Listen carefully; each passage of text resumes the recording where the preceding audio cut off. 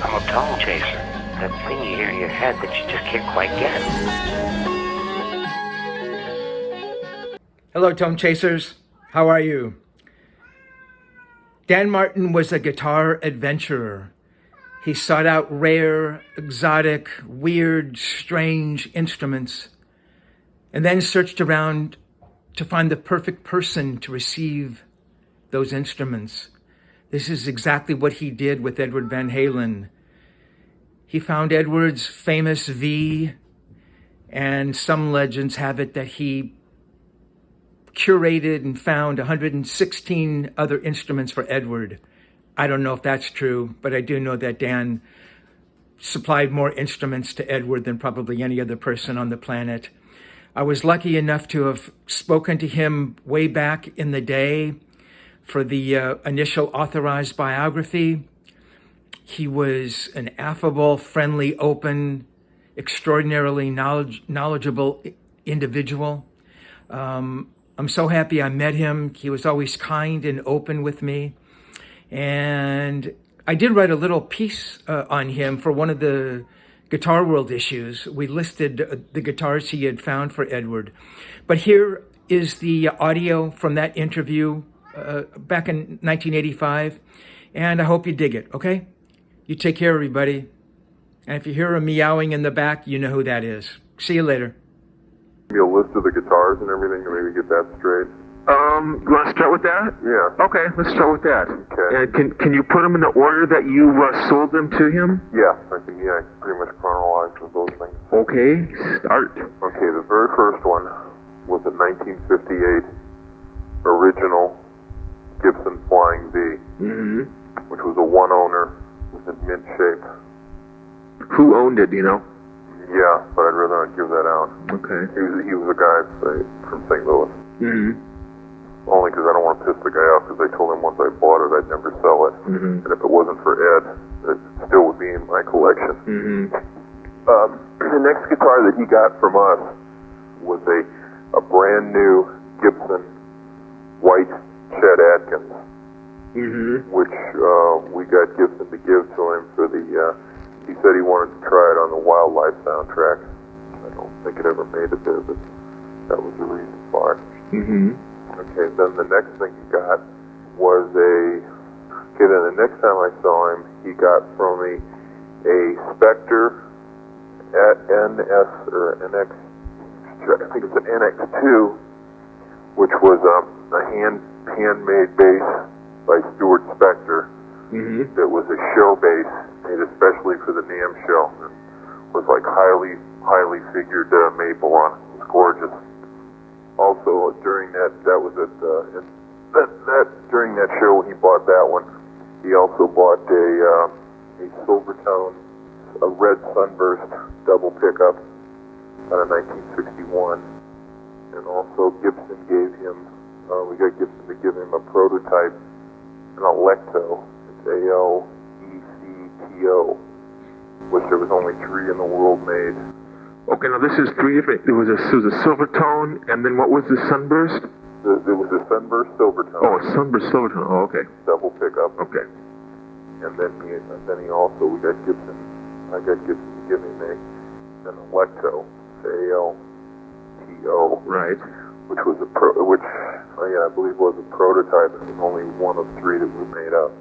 What kind? It was like a Les Paul? It was like a cross between a Firebird and a Victory guitar. Yeah, then later on, that about 6 weeks later, I got a phone call from him, and he ordered a second Spectre bass. And on that trip, he ended up buying. When I flew out to his house to deliver these, he ended up getting a 57 Strat.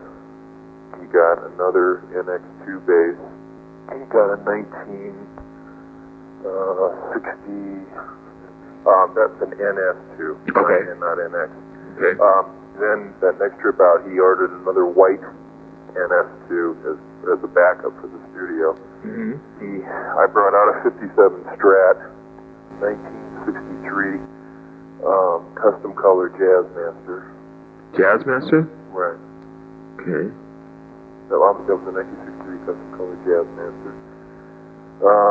He also, on that trip, got about a 1983-ish Super Champ, which I don't know if he's used in the studio or not, but he did get one. Which is a Fender amp. From there, next trip out, Guild gave him an F50 guitar, an acoustic guitar for the studio. Okay, and then the next one down the line, he got another double pickup, black Silvertone, as a backup to the other one, because he liked the first Silvertone so much. Did you give him that airplane guitar? Yeah, and then at the NAMM show in 1980, I guess 85, he got, in January, he got the airline guitar, which is 1959, one owner, original. Then the next trip out after that, he got a 1959 Gibson ES-345 and the apostrophe bass, which he used on 5150. And then you might want to throw in there later on, Michael bought an apostrophe for the 5150 tour. Then we made another trip, and I brought him. He got then he got his. I guess he got the Steinbergers. He got his first Steinberger in what 85. Is that right? No, it's 86. 85. It was December of '84. He got the very first Trans-Trem Steinberger guitar. Okay. And that was in '84, December of '84. And then followed up that year, he received two more in '85.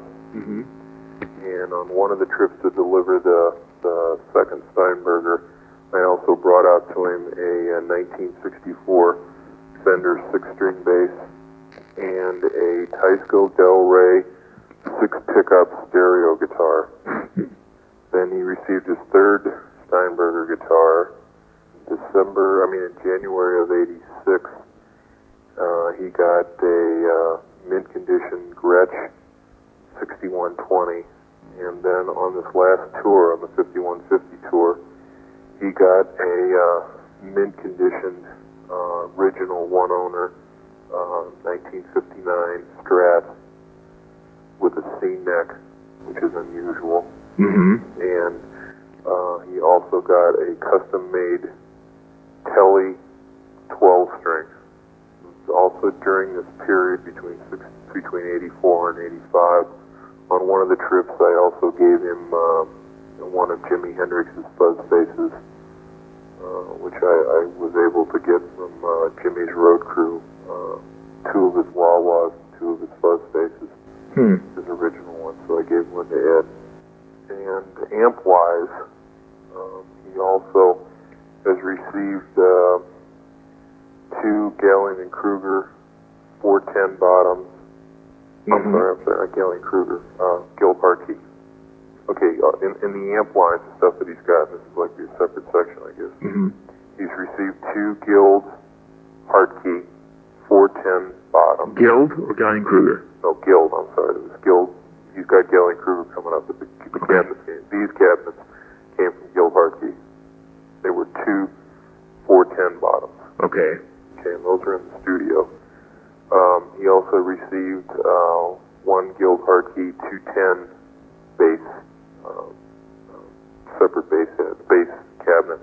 And then in the Gallien Kruger stuff, he received one Gallien Kruger 800 RB, two Gallien Kruger 1x15 cabs. I think a total of two, or no, only one for me though. So one GK 250 ML. Is that little one? Yeah. That's the one he was playing up in his room, right? Yeah. He also received a Gallien Kruger keyboard amp. I mentioned the Fender Super Champ in '83. He also got a 1958 Fender Bassman 410, which he told me he used for blues stuff like Clapton and stuff. That he does that stuff. in the studio. And then I've gotten, he also has received, but I don't know if he uses, he also has a crate CR160, which I delivered to him. Mm-hmm.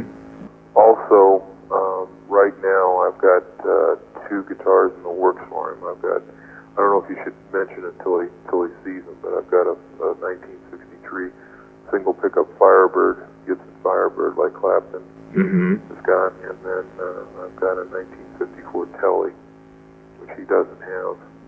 It doesn't have one to my knowledge, which is a one owner that I'm going to take out to him.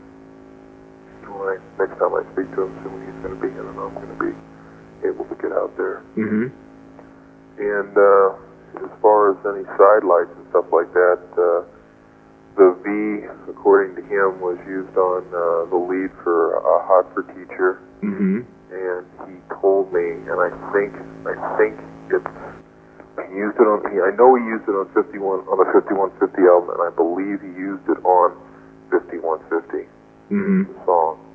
And then he also, as a side light, he also told me that on that 59 Strat that he got, on that 59 Strat that he got from me, we worked out a deal that I ended up with his Van Halen logo guitar, which is a one of a kind. You don't need to mention Jackson if you want to. But also that he also told me that during the tour he wrote a song on that Strat. That was one of the reasons why he really wanted it. And I heard that song too. Oh, did you? Yeah, that was the last tour, right? Yeah. Yeah. Oh, really? Yeah, the song he was playing it all night. That's when I was up in his room. Yeah. I bet you that's a song. Yeah, because that's what he said later on. He goes, I just wrote a song on it. I gotta have that. Yeah. Cool. Was it any good?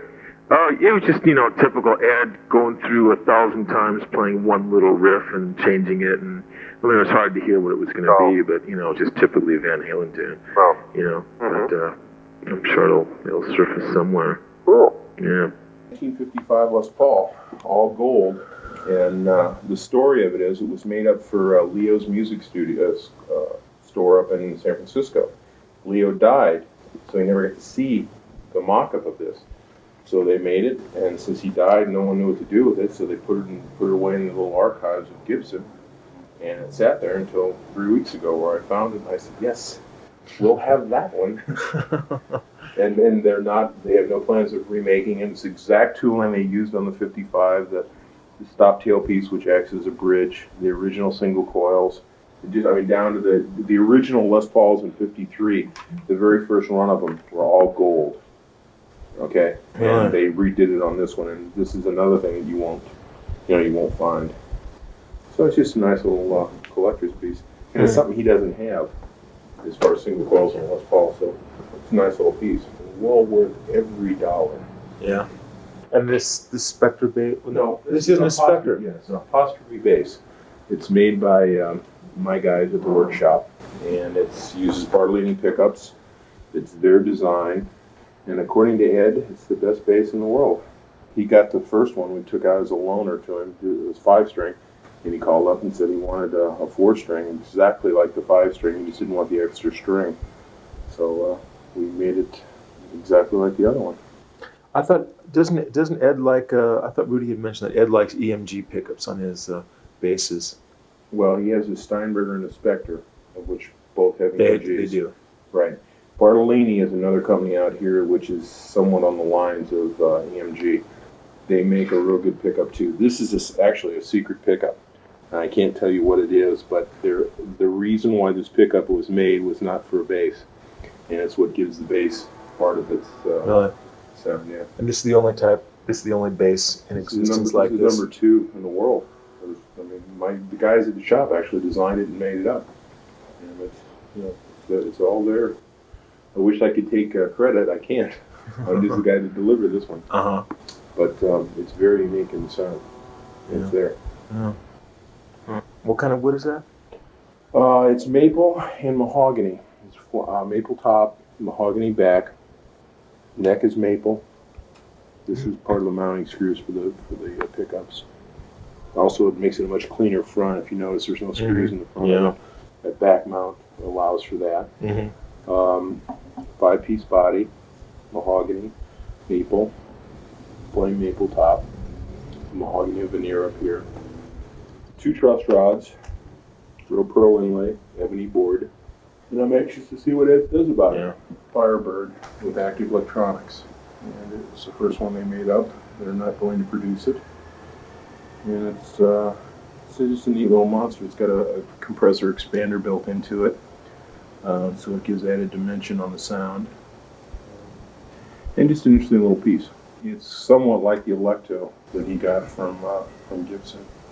Although this is in the tradition of the old Firebird Clapton and reverse body type stuff. Yeah, it's just a nice little piece. Again, something for something if you wanted to use for a song, and it's something that's you won't find. So if he does find a unique characteristic about it, try to copy it. Yeah. That's nice. What else can I? Well, when did you first start dealing with Ed? On the in 82, I guess it was. And how did that come about? Went down to the gig where they were playing in St. Louis at the Checker Dome, and went backstage and met Rudy. And Was that just cold? You just went down there? Yeah, just went cold. Everybody was coming into my store.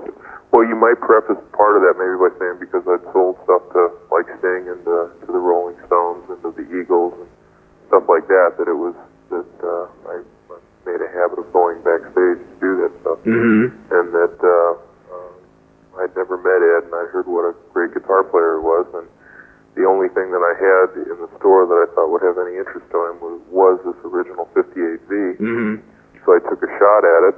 I met Rudy, and Rudy called Ed at the hotel that afternoon because they weren't going to do a sound check, and Ed asked me to wait. And after the show, we started negotiating around 12 o'clock, and around 5:30 the next morning, the accountant, my girlfriend, myself, and Ed walked out of the Checker Dome to an empty parking to a limousine in my car. And that started it. And in negotiating and talking to Ed, that was the first dealing, and I really didn't find anything for him till the next tour. And that was the '84 tour. And at that point, that's when he got the Silvertone, and I kind of hooked him up with the Gibson deal, or not the Gibson deal, but hooked him up with some of the guitars from Gibson, Chet Atkins, and it was the time he was doing the Wildlife. Now, I think I'm sure Don told me that, and if you listen to that Wildlife soundtrack, that Silvertone is the guitar that he used on the most of that, or at least in the movie, and he changed the bridge on it, and went from there on it. And I believe also that he played bass on that thing, because when I did go up to deliver the white Chet Atkins, when they were recording up there, I was up there while he was doing it, and he was playing the Spectre bass. So I think the Spectre bass was used on the soundtrack as well. What was it like meeting him for the first time? What was he like? Well, actually, he was great. I had no idea what to expect because I had never met him, and he was real cool. He was a shrewd businessman. I mean, he was aware of the people that apparently had tried to take advantage of him at times on deals, and he was no sucker. He was up for the negotiation on the V, and he's throughout all our dealings. He's always been a shrewd negotiator, and he also doesn't. Everything that he's gotten, with the exception of possibly with the exception of the '57 Strat, has been totally mint condition. And even though that doesn't make any difference to Ed, he doesn't really care what it looks like. He only cares about the sound. Do you know the date when you gave him that first V? Yeah, in fact, I'll tell you what. I got the poster. It was probably July of '82. Okay. Yeah, July of '82 is when that. So did Ed actually plug into an amp and play it? Oh yeah. In fact, he got over. Well, I left the guitar in the dressing room with Rudy. Had Rudy sign a voucher for it, and went out to eat and watch the show.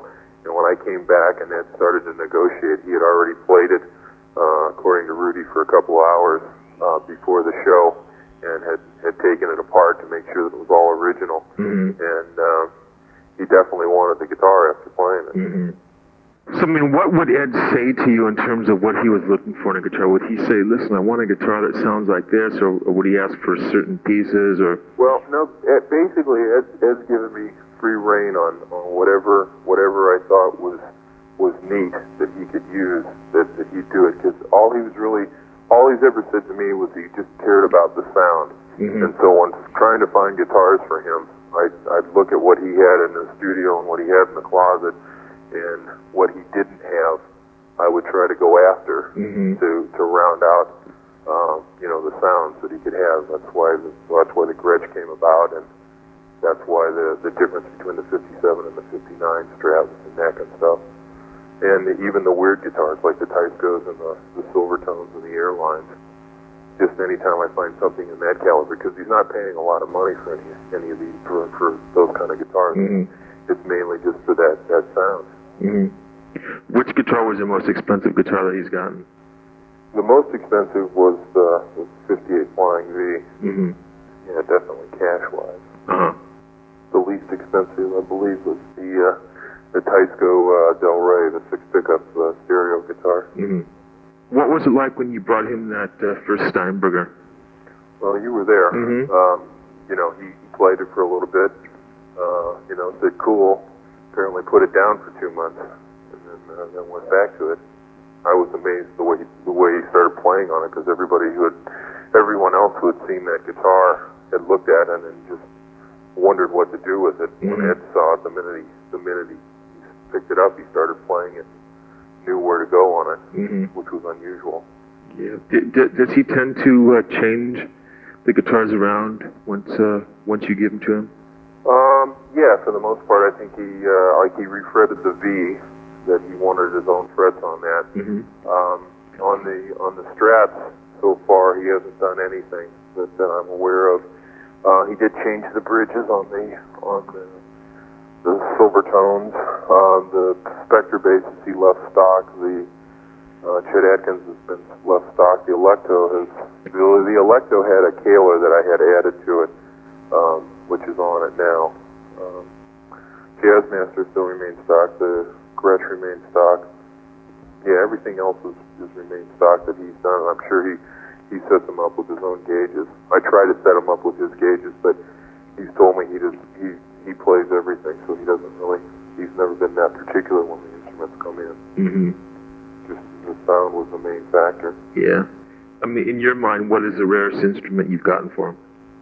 Well, it's, as far as just the rareness, the V, because of the quantity that were made, and also the 59 Strat. The 59 Strat was an exceptional guitar. That guitar was not going to go to anybody except Ed. If Ed decided he didn't want it, that I would have kept that guitar and never let it go. It was an exceptional guitar, mm-hmm. and I think Ed saw that from the moment he picked it up, because he had it for 3 or 4 days on that tour before he made up his mind, and he didn't want to let go of it. That's the most recent one he got? Yeah, and that was, yeah, I mean, the 12-string Telly was actually the most recent. I'm in terms of Strats, that's the most recent. Yeah, that's the most recent one, and it was an exceptional guitar, and I think he realized it the minute he picked it up. Did that have a vibrato on it? Oh, yeah. Yeah. Because when I saw him, I don't think he had it on. Yeah, well, I probably didn't use it. But yes, both the 57 and the 59 both had vibratos on it. Where does your knowledge of instruments come from? And what is a little bit of your background? Well, basically, from doing this, from dealing guitars out of my basement, from being in high school, dealing guitars out of my basement, and having groups like Jethro Tull and Mountain fly me up to the Fillmore East to deliver guitars on weekends. Really? In high school, through just dealing guitars, and then working working with groups like Paul Butterfield and the Rolling Stones and Bob Dylan and Crosby, Stills, Nash and Young, doing tours with that. And Do you play? a little, but nothing that I would want to do in front of anybody. Mm-hmm. You were born in St. Louis? Right. And where'd you go to school? Went just high school. Went yeah, Parkway West. And what, did you go to college? Yeah, just a half year at junior college. When did you open your own store? Well, the original store was open in Woodstock, New York, and then I moved back here and opened one. We'll just go with the one on here. We opened the St. Charles Guitar Exchange in 1980. Throughout, off and on, I mean, just continually being around bands and working for them and working around guitars and dealing with, well, again, like guys like this fellow. Virtually just about everybody has bought stuff from me. Just about everybody. So it's I've tried to keep a hand in that. Even when I wasn't owning a music store, I was still dealing vintage guitars on the side. Keeping up and collecting catalogs, that's another thing. I've got quite an extensive catalog collection of Fenders and Gibsons and Gretches and Martins and Nationals, Dobros. You mean the original catalogs? Yeah, the original catalogs, which are great sources of, obviously, of what was real and what wasn't. Yeah. Because of all the forgeries. Yeah. And when and how did you start working for Gibson? Well, the Gibson thing came about right after the new president, Henry Juskovitz, took over. He was in the process of cleaning out house down at Gibson, getting rid of the old regime and reinstating his new one, or putting in his new one. And he approached me after flying up to my store and meeting with me to be their head artist relations guy. This was about 8 months ago. Late January. Around January. Still remain that as of today, as well as owning the store. So, I mean, how much time is spent at Gibson then? Well, half my time is divided in half now. Half the time is spent working for Gibson, and the other half is running the stores. I mean, is Gibson starting to... No, yeah, as far as Gibson, yeah, the only reason why I'm even diversifying this at all is because what's going on at Gibson right now is revolutionary in the fact that the president is going back to the old roots and the old quality of what Gibson used to be, and is totally committed to making that company to what it used to be when in the 50s and early 60s when all the great guitars were being made. It's totally committed, and if it wasn't for that commitment, I wouldn't have anything to do with it. It's curious that you've never got any Les Pauls for it. Yeah, absolutely. Zeke just got a junior from me, but I've taken a few Les Pauls to Ed. I have one right now, which he may want. I'm just gonna bring it out. I'm not even gonna push it to him. It's a 54 Paul. It's got an incredible sound, but it is beat to shit. And I've taken a couple of Les Pauls out to him, and he just wasn't really thrilled with it. In fact, when I talked to Don a couple of weeks ago, I had mentioned it to him, and I said, I know Ed doesn't really play Les Pauls, and he said, well, it's not that he doesn't like them, he just doesn't have anything that he's really fell in love with. So no, at this point there are no Les Pauls, but Ed does have a couple of Les Paul Juniors in that closet. Yeah, he has a couple. A couple of standards, which are he says are for investments. Yeah. He also does have when we went in that closet, because you were there when we did that. He also does have a nice dot inlaid 335, and that was that 345 that I brought out to him was a nice compliment to that. Yeah. So what have been some interesting moments with you and Ed, or what have been some scary moments with you and Ed? I think the negotiation on the 59 Strat in Minneapolis. It got to be an incredible, I don't know, how can I say this so it comes out right. Ed and I negotiated very hard that night. It got a little crazy negotiating for the 59 Strat. Don't want to say anything. Actually, though, negotiating with Ed, I mean, if he wants it, he doesn't, he'll inquire about the price and we'll discuss it. And if he wants it, he pretty much just, we'll do it. It's only on certain pieces that the V and the 59 Strat that we've really spent hours trying to work out a price on them. I'll tell you that one interesting time was in the studio when he got his second Steinberger guitar. He was playing through the old basement and just started playing, and for a good 5 or 10 minutes, I think he forgot I was even there, and he just started playing, and it was some of the most unbelievable playing that I've ever heard in my life. In fact, at one point I stopped him and I said, "I don't believe you just did that." And he kind of woke up out of the state he was in and said, "What do you mean this?" And did it again, even faster and better.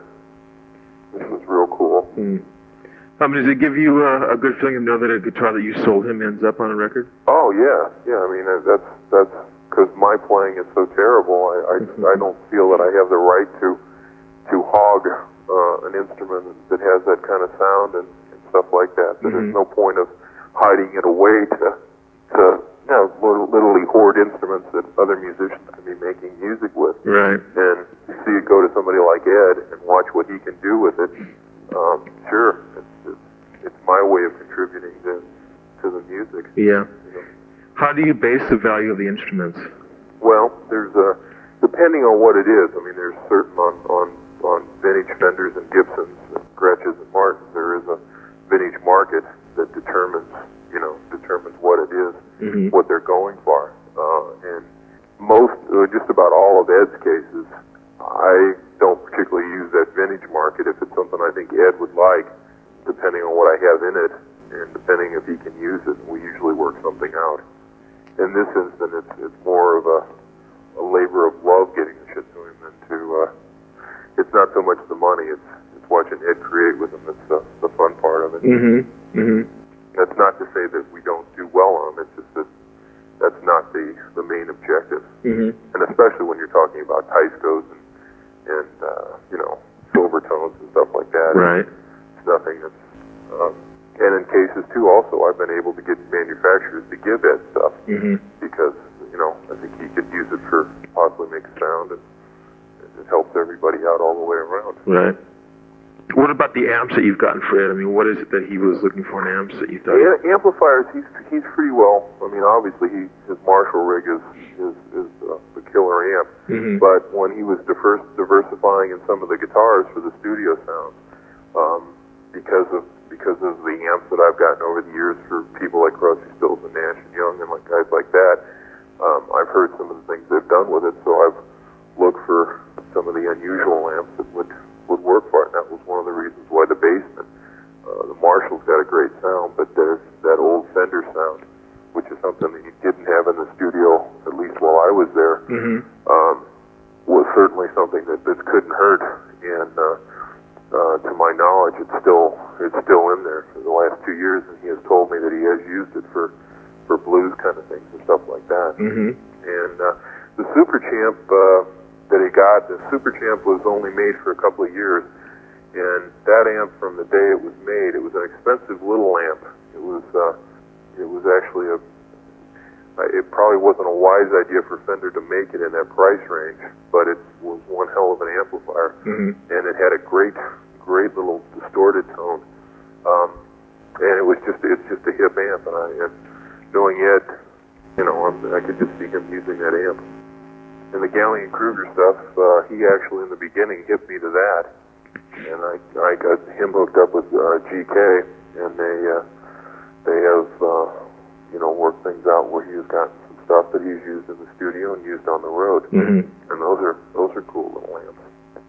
And there's a few other amps that I've talked to him about that I haven't been able to get for him that I will, but there are a few old tweed amps that I think Ed would enjoy having in the studio. I just haven't found there's so many people that have found them and taken speakers out and changed parts that when I get them to Ed, I want them to be totally original. They don't have to be mint, but they need to be original to get that sound. Right. And as Ed continues to grow, especially with the new band, I think he'll be reaching for more and more sounds.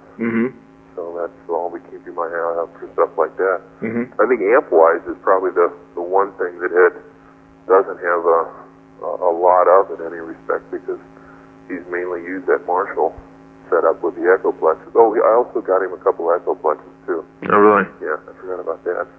We also, you can also put this in here.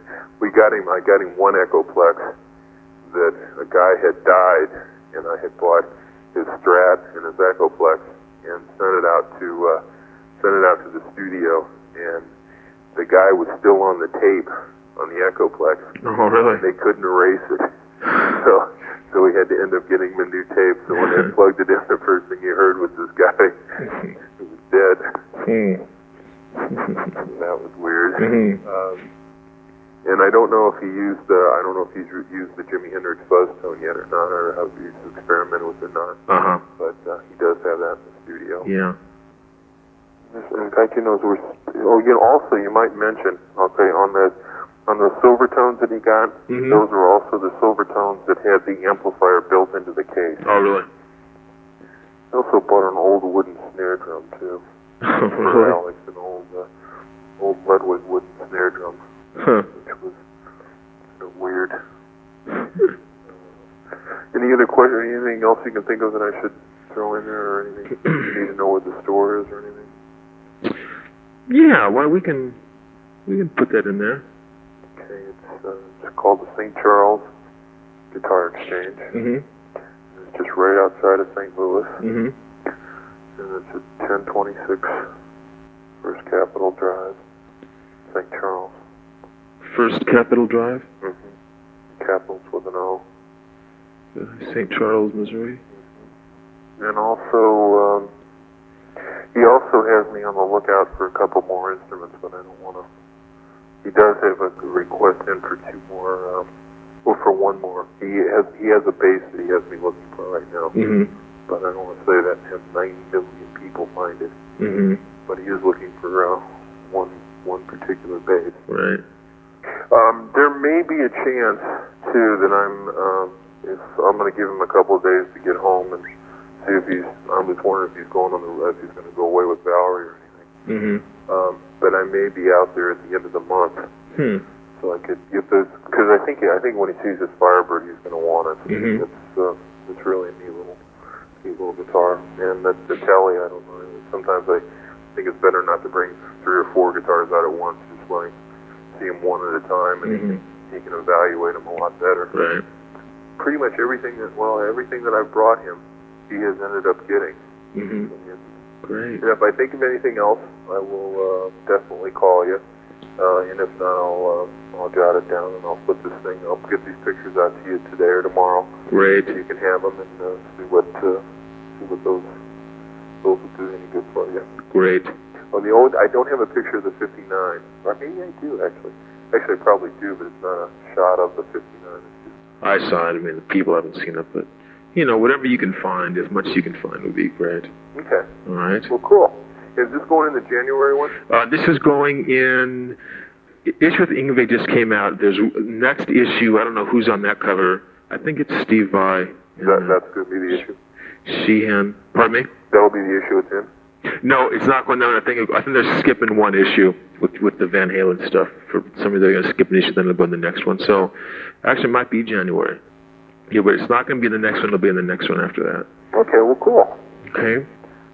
Great. Okay? Terrific. Okay, pal. Thanks for your time. time. Talk to you later. Thanks, Dan. Thank you. Bye-bye. Bye. Hey, Tone Chasers, how are you? Look, guys, I hope you dug the interview. Listen, I know a lot of you have written and left comments, and you have dug the interview. If you'd like to show your appreciation, I would really love a review up on Amazon. Just go to Amazon. You can type in Tone Chaser. You'll find my page. If you didn't buy the book on Amazon, it's cool. You can still leave a review. So that's about it, guys. I will talk to you later. Volume 3 is here, T3. So I hope you guys have your copies. And if not, you can go check it out on my webpage, tonechaserbook.com. See you, everybody. Thank you. V for Van Halen.